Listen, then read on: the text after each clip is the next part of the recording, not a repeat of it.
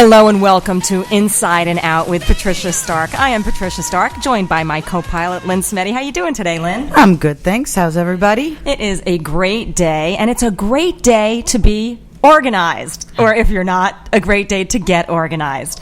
Our topic today, Steve is shaking his head, oh, no.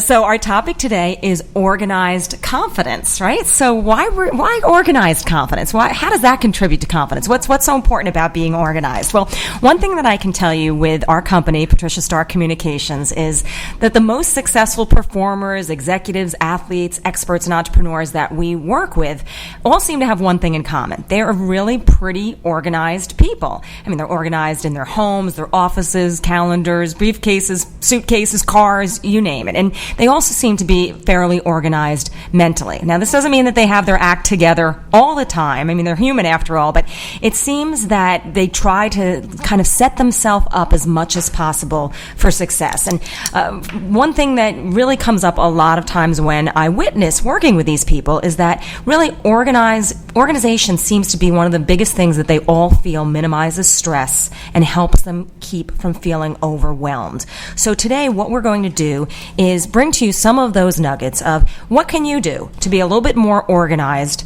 outwardly in your life, in your home, in your work, and also inwardly in your mindset so that you can organize your thoughts, organize your thinking, and feel like you've kind of got your act together inside and out. Now, I know that we've been doing this show since about March, Lynn, now, right? So when we first started talking about the show and we introduced ourselves, we talked about Patricia Stark Communications and how we help people with public speaking and job interview skills and being in front of the camera for media appearances, guest experts, things like that. And I had introduced Lynn to all of you and let you know back then that she had a background in the media. She worked for ABC for years. She worked with Barbara Walters closely.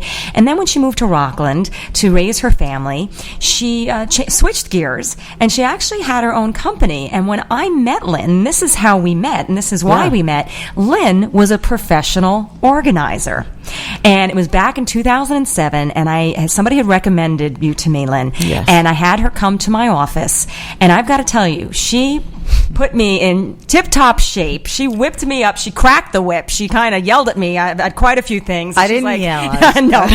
She was like, seriously, you're going to operate this way? But I do have to say, and this is no baloney, I had, after that, the best financial year of my life to date at that time.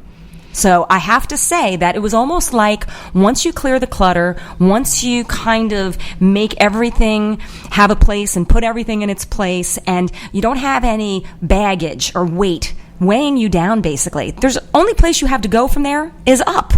So kind of that clean slate feeling of and not running around frantically. My schedule is insane.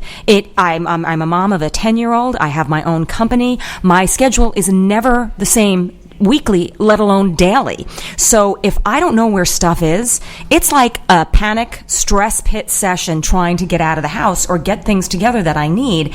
And I don't really find that much anymore ever since you helped me. But then, time had passed and I started to get into some areas where it wasn't working quite as well. And I called Lynn back a couple years ago and I said, hey, are you doing that anymore? What are you doing? She's like, well, I'm not, but I could do it for you. And then I said, and by the way, would you like to come work for me as part of my company and help me in so many other ways? And she's been with me ever since. So I'm going to be switching gears and turning the table a little bit. I'm going to be interviewing Lynn a little bit today to ask her what are some of her tips and tricks for helping people be organized. And I'm going to go into some of the things that I've learned from all the folks that I've worked with. But Lynn, I'm going to start with you because I want to know, when you would go into people's homes or offices, I'm sure you've seen it all. It probably is minimal, no big problems, and maybe you've seen things like The Hoarders Show. I would guess. I have, yes. which oh my goodness, which is really a whole nother type of person, Absolutely. Really, than and somebody who's just disorganized or busy or overwhelmed. That's an extreme situation. Yes. So, what would you say were some of the most common things that you witnessed when you would try to help people get organized that once you fix them really did make a difference? Paper. Paper is very, very significant in everybody's life, with all the mail and all the different things, especially if you have children, and the paperwork they come in with, and the reports they need, and the flyers, and paper's hard, because if you don't get to read it, you feel as though you can't get rid of it. Yeah. And so you put it in a pile, and you put it in a pile, and you put it in a pile, and ultimately that becomes very overwhelming. Most of the time, what you find is 3/4 of that paper could have gone out the first day it came in. Yeah. And so it's setting up a system of dealing with paper. That's very significant. All right, so then what's the first thing that we should do? As soon as paper comes into the house, determine immediately whether we need it or not? Absolutely. I always would say to my clients, the first thing you need to do is put a recycling bin right near your entrance of where you come in with your mail. And as you're walking from your mailbox, you should be separating in your hand what needs to be recycled immediately. So don't even let it get into the house. Don't even let it get into the house. Which if you think about it, you know you can do. How many things that you get that are addressed cart sort, or something that they're reminding you of that you're not interested in, or a service, those papers never need to even enter your home. Yeah. They can go right into the recycling That's bin. a really good point. And as you know from working with me, I'm guilty of this. I'm a piler. I like to make piles, and Lynn's is always... And I reorganize those piles, and I put notes on them that say, recycle, go away, garbage. And that's kind of what you can do in your own home as well. Yes, and it really does make a difference, and it really works. And I think, though, that there's also kind of a sentimental aspect to a lot of this. I mean, for me, for my work, if I've worked with somebody that was famous, or somebody that I was really proud of that I met, and I'll save little tchotchkes, I'll save pictures, I'll do little things like that. Or if my son brought home something from school that was a great report card, or I shouldn't even say that. I'm talking even less than his that. artwork, Little artwork, things like all that. those things. So I learned from you, and I learned from other people, that what I ended up starting to do was things that were large and things that were handmade and things that really were taking up a lot of space, I started taking a digital photo of them and saving it that way, and then I could get away with it, get it thrown away, put it away, and not feel guilty, and not feel like I could never look at it again. That really made a big difference for me. It's a great way to save the memories. Absolutely. Yeah. So one of the things that really is the reason that I wanted to do this show is because stress affects our confidence level. So when we're leaving the house in chaos, in our minds, whether there's stuff piled up or we can't find stuff because we didn't put it where it needed to be and easily accessible, we really set the tone for our day when we're leaving that house. And it either is frantic, or feeling like an unmade bed, or feeling like I hope I didn't forget something. But it's not just a matter of, I have to get out of the house. You really carry that energy with you. It may not last all day, but wherever you're headed, and again, if it's a job interview, or if it's a big deal where you have to go communicate with somebody, whatever that may be for your daily work or in your life, you're bringing that energy with you. So it's really important to try to leave your house feeling like things are in order. Yes. And it all comes down to systems. Yeah. Setting up a system that works for you. Yeah. And that was the other thing that was important to me when I worked with a client. I didn't have this set system. This is what you need to do. I would try to learn to understand them on what their day was like, what was important to them, what did they want to keep, and try to help them a system that could get them out the door or get them to the next place they wanted to be in a way that was comfortable for them. Yeah. I think, though, also, I know people in their offices, people in their home office, a lot of people have that kind of blended feeling. It's home, but it's home office, and everything kind of gets shoved in there. But I think that what happens is a lot of times we kind of feel like, all right, if I set out to clean this up, sometimes it gets worse before it gets better. As you know, and as we've witnessed together, yes. Sometimes you have to create a pile from all the piles in order to get things organized again. And this really intimidates people. People yes. don't want to go there. I don't want, it's bad enough. We really have to make this worse before it gets better. So how do you help people deal with that? And that is a key line, and I've said it many times, is it gets worse before it gets better, because the only way to really get something into some type of order is to completely empty the space that you're about to deal with. Whether it's a filing cabinet, whether it's a closet, whether it's a drawer, you have to take everything out. And then you sort and you decide, what do I keep? What do I throw away? What do I donate? What doesn't belong in this space? And once you have that all settled, whatever is left that's supposed to stay in that space, then you take those items and you organize them into that space. Yeah. Whatever it is, whether it's paper or clothes or, toothpicks or paper clips. And don't you also think, and I know that I've felt this myself, that people have an all or nothing kind of attitude. They feel like if I can't do this entire room today, why bother? So don't you think, and I know you do because we've talked about this, that it's better to kind of tackle small areas, small projects, and get little bits done. And eventually, it's like eating the elephant, we say, when you're trying to learn like a big script. You can never memorize this whole thing. But if you have a little bit and then you move forward and you eat the leg and then you eat the thigh, then eventually you could eat a whole elephant if you did it in pieces. Yes. And I'm sorry. I realized I didn't answer your question, which is how do you deal with being overwhelmed? Yeah. And what I try to explain to people is it's okay to be overwhelmed. Mm-hmm. And especially if I'm working with somebody or if they're having a friend help them, because it is overwhelming. But to realize that you're getting to a place that's going to be better, it's just going to take some time, also can help you start to realize, you know what, I'm tackling it. And you need to command, give yourself a pat on the back for tackling that. Yes. And if it's only a drawer that you can tackle at one time, then do that. Just as you said, a leg, a piece. Don't have to look, let's do the whole room. Let's do this desk. Yeah. Let's do this closet. And I think like anything else, just to have a small sense of accomplishment is such a wonderful feeling. And it does lead you to keep wanting to head in that direction, because then you can celebrate, okay, this at least is in order right now. Or, you know what? We all can't find our keys every time we're leaving the house and we're running around like maniacs yelling at each other. All right, let's go buy that key hanger that's going to go right next to the door that everybody leaves from. And we did that in our house, and it really made a difference, because our keys were always, where are my keys? Where are my keys? And when you're running late or when you're trying to stick to a schedule, that's the worst thing that can happen, is you can't find your keys. That's so true. And again, having a place where something goes makes it so much easier to put it there. Yeah. Oh, yeah. It's hard when you have a whole family, though, and to encourage, because there's usually one person in the house that's really organized, and then you got the other people who have to be trained, and that's not an easy task. Yeah, and that's why also you kind of said something. They have to be trained. A lot of people are going to be like, whoa, wait a minute. I think they all have to have but coached into. But as you said but earlier, once they see the light, yes, I know. Oh boy, Lynn is very much like my husband. My husband is a very neat, organized person. God bless him. It's really a benefit to me. But he's awesome, actually. They really he's taught me a few things.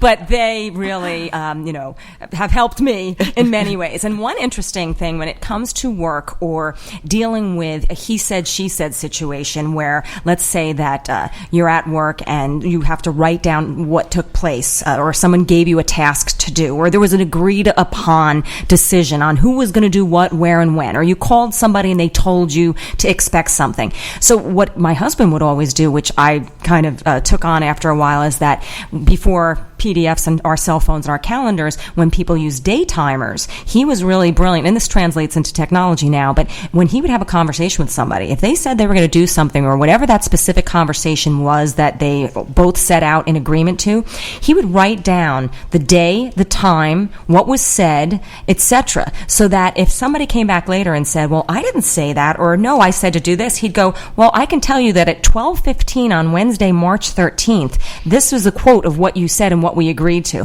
And that's really hard for people to argue with that, because you can bet that they didn't take those notes. Right. Yes. Now, that might be an extreme example, but if you're somebody who's running your own business, or if you're somebody who deals with people that change their mind or don't remember that they made a commitment or a promise, or if you've experienced this in your past and you're dealing with that type of person, or you think that you are, this is a brilliant thing to take these notes in your phone or wherever it is, so that you can go back and you can quote this, and then you have a little bit more of a leg to stand on. Yes. So one of the things that I noticed a lot of the people that I worked with do is that they practice in the moment organization. They do it as soon as possible. And they do the same thing with emails. Many times you'll get an email or you'll get a phone call and you'll say, I'll get back to it, and you don't. And then things build up and then they get overwhelmed. And then you feel like, how am I going to get back to all these people? Even if it's just in the moment for just a couple of lines, respond right away. And this seemed to be a theme that kept coming up, that they didn't let things pile up in a to-do folder on their computer or email or even on their desk. They tried to do at least a minimal response or a minimal look at whatever was coming in so that these things didn't build up and get overwhelming. Do you agree, Lynn? Yes, and that is now, besides the paper, now people have all of that as well. Yeah. And with the text, and it's a lot to manage. Our lives have become a lot busier because people can reach us in so many different ways and whenever they want. I mean, how many times have you responded to an email at 1:00 in the morning because you were up and you could do it? Right. And so it's a lot to manage. Again, the delete button is really, really important. When something comes in, and I really try to do this daily, when I look at my emails, and as I'm reading them, if it's just, the same thing I would have put in the recycling bin, I hit delete. Yes. Because then when I look at my phone, I realize what my reality is. I have 8 emails that I really do need to respond to. Yes. The rest is gone. Yeah. And a lot of the experts that I work with that have to go on the air, for instance, I've worked with life coaches and doctors and authors and different people to go on the Today Show, for instance. We get a lot of clients that thankfully are getting those types of appearances. And one thing that they all have seemed to have had in common when I've worked with them is they'll call me ahead of time and they'll say, hey, what do you think? And they'll send me pictures. What do you think of this color for on the air? What do you think of this outfit? What do you think of this, etc.? And I'm finding that what they're making sure that they're doing is that all their ducks are in the row the night before the event or the interview. And this can translate to whatever your event or interview or situation that you're prepping for comes into play. They're never like waking up that morning, trying things on and hating what they're putting on, or not being, getting a run in their stocking, or not having the shoes fixed right, whatever it may be. It's almost like, okay, it's preparing for the big game and everything is lined up and laid out and in order, and even as much as the tea bag is in the cup for the next morning. I mean, every attention to detail, so that when they wake up that morning, they are not stressing out about anything else except reviewing what's my game plan for the day as far as how I want to present myself and tackle this information. But there's nothing left to chance or nothing left to Murphy's Law, which my maiden name is Murphy. Believe me, Murphy's Law, I get it. If you wait till the last minute and you don't try, or you assume that something's going to look good, you assume that, Yes. How many times have you gotten something back from the dry cleaner in the wrap and you take off the plastic and there's a spot right in the middle of it, and that was the only thing you planned on wearing, or a button missing. Exactly. Yes. So you wait till the day of, you're setting yourself up for that last minute Murphy's Law, that really, it's that energy and it's going to get you every time. And it does. And, since I was a kid, we had to, which is where this all comes from, we had to pick our clothes out the night before. And people would say, well, how do you know what you want to wear? I was like, well, I figured it out the night before. Now, granted, you wake up in the morning, you're going to school, and it's raining, you may switch. But for something that's as important as this, as a job interview, or just going to work, especially if you have others besides yourself to get out the door, if you don't have time to figure that out. If you have everybody's little system set up of what they're going to wear, where their book bag is, it really makes for a much more pleasant morning as a family as well. You get to absolutely. actually have breakfast and enjoy each other's company instead of, where are your sneakers? Where's your book bag? And that sets your kids up too. It does, and you don't want to send them out feeling all stressed out. I mean, I call it the old phrase of everybody's running around like a chicken with their head cut off, and that is just a stress factory before you even start your day, and it's just such a way to not want to set the tone. And some people will go for it, and some people will take that on as their life practice, and that's what they do. And then you'll have other children or people in your family who don't necessarily buy into the whole thing, but at least they kind of get a sense of what would work better for them. Yeah. And hopefully at some point they decide to adapt it. Well, and I really do believe that in the ways that we're raising our children, and, unfortunately, for whatever reason, there's not a lot of things that are set up as classes, curriculum in school that teaches people how to have confidence, how to believe in themselves, how to create their own path in life, all these other things. We focus so so many other things. I mean, maybe you'll get public speaking when you're in high school, when you've If you're probably lucky. already developed a fear for it. Right. So there's a lot of things I think that we can do at home that are going to help our kids' confidence ahead of time. And I think helping them to be better organized is certainly something that will eventually contribute to their confidence and self-esteem big time.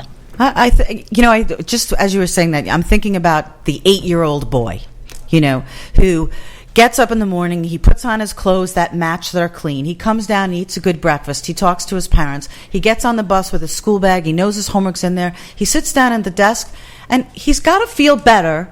He's got to feel better internally than the child who couldn't find his sneakers, barely got his breakfast in, his mother was yelling at him, he didn't know if he had his homework, and he gets on the bus and he gets into class. There's no way he's not going to feel flustered or frustrated or out of sorts. Right. It's a significant I agree thing with for you. their internal. But I'm just picturing moms listening right now I know. saying my 8-year-old boy is I like know. combustible. I mean, Right. he's Right. just so much. Or there are certainly kids that with special needs and have ADD, and we're dealing with so many things Yes. as a society, and I get that. But I think though that a lot of things also can come down to habit. And Yes. if we develop decent habits, or at least work towards those, I think that they can build on each other in many different scenarios. And that's very true. And a lot of it can become habitual. Right. And so the child isn't necessarily being made to do something. It just became a part of his life. Yeah. Just as though we make our child brush their teeth every night. There's other things Which that my 10-year-old still say, Mom, I Do brushed I- him this morning. Do I really have to brush him tonight? Yeah, I'm like, teeth yeah. brushing is probably a bad You example. do. I got that same problem in my house.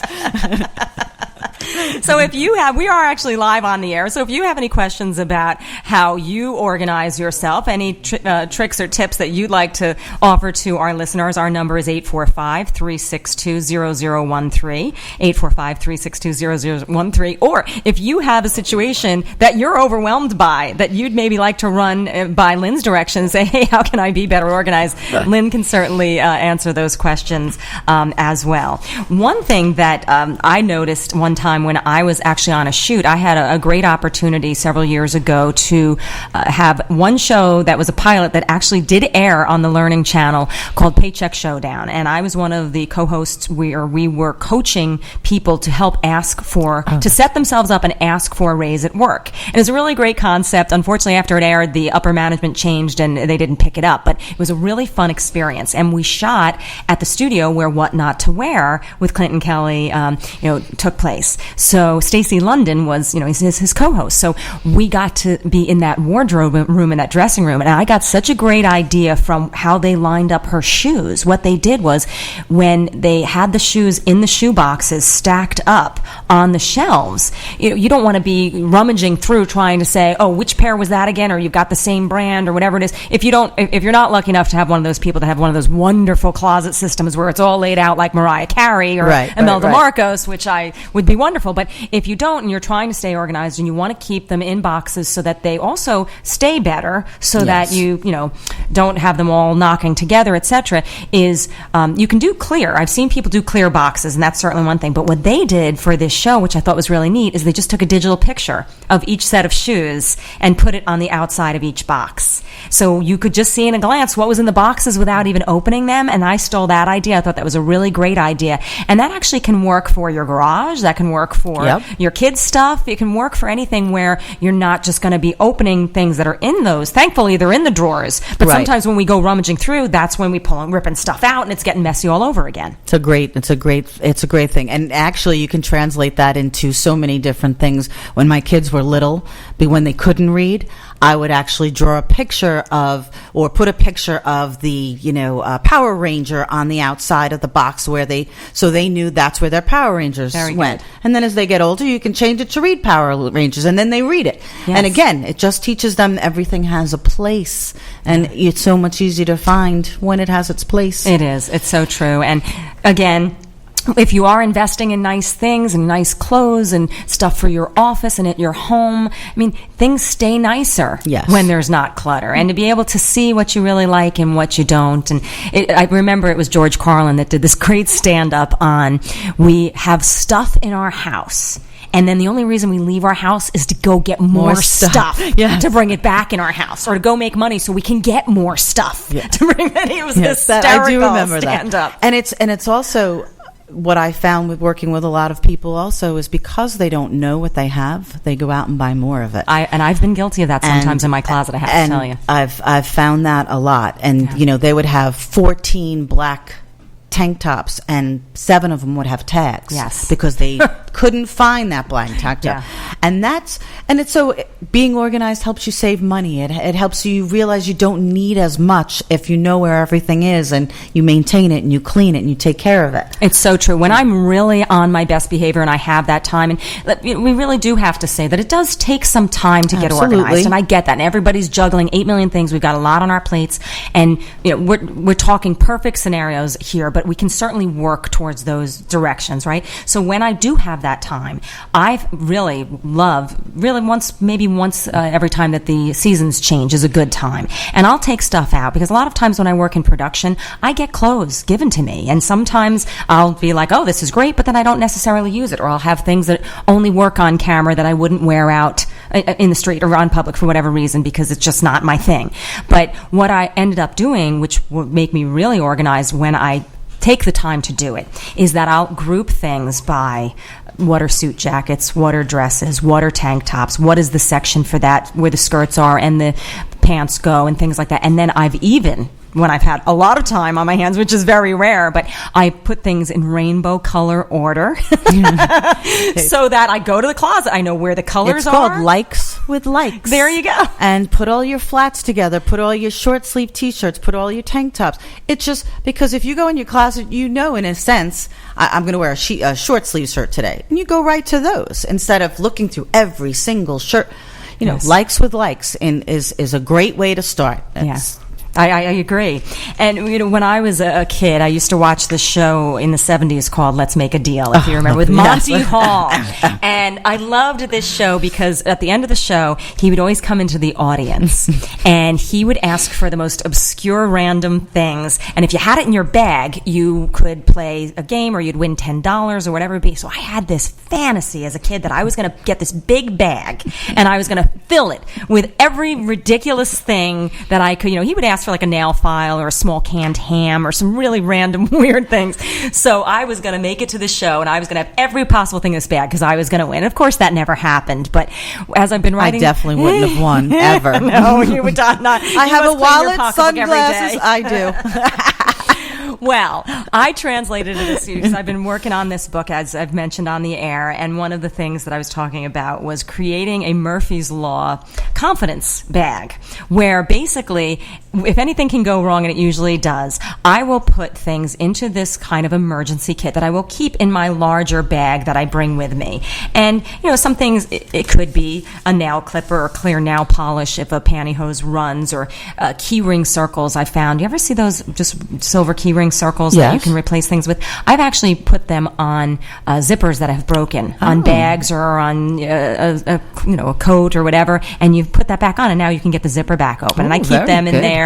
Tweezers, antibacterial hand wipes, earring backings because you lose that, and a black Sharpie marker. Believe me, I carry that everywhere, and I can't tell you what I've used it for, but shoe scuffs, even sometimes on furniture, just other things, and I just love my black Sharpie marker, and fashion tape or little toupee tape that I'll just carry in case you've got the blouse and all of a sudden you realize it's opening or the bra strap's not staying in. Well, that's what's good that I hang out with you because I won't have that bag, but you will, and that will be great. And it's gotten worse because since I've been a mom. I was on a job one time with somebody who was like in their early 20s, just starting out in their career, and I was in an airport and I whipped out like the antibacterial hand wipes and something else, and she's like, "Oh, you're so much a mom. I would never have that something in it." And they work for. I've cleaned off spots from my clothes at last minute. If I was walking into an interview or an audition, I've wiped my shoes down or my pocketbook. I mean, those antibacterial wipes are They're the great. best. And the other thing that I've loved is the lip balm. I always carry a lip balm with me, and that, for both men and women, you rub that around your nails, and all of a sudden it can make you look like you don't have such rough edges. Oh. That makes your shoes can look a little shiny. If you have a zit or a shaving mark on your face and you're going to interview it, and it's kind of scabbed up, or it looks a little, flaky, especially if it's near your nose and you don't want anybody to think it's a boogie, you put a little of that lip balm on there, and it makes everything happy and good again. So I love my lip balm, and that'll be the last thing we'll talk about, because I think we're just about out of time. I think so. So being organized outwardly will definitely make you feel more organized in your mind, internally, to launch into your day less stressed, less frazzled, less unnerved, and you'll be a lot more likely to tackle those curveballs or things that come at you throughout the day, because you're going to have a different tone set for your day when you launch into that day than you would if you're scattered all over from wherever you're launching from in the morning. That's very, very well said, Patricia. Well, I appreciate your feedback of expertise as being that professional organizer, Lynn. And anybody listening, you can reach us at our website, which is patriciastark.com, or patricia@patriciastark.com, or Lynn Samedi at patriciastark.com. And we're here to answer any of your communications questions and now your organization questions. So make it a great day.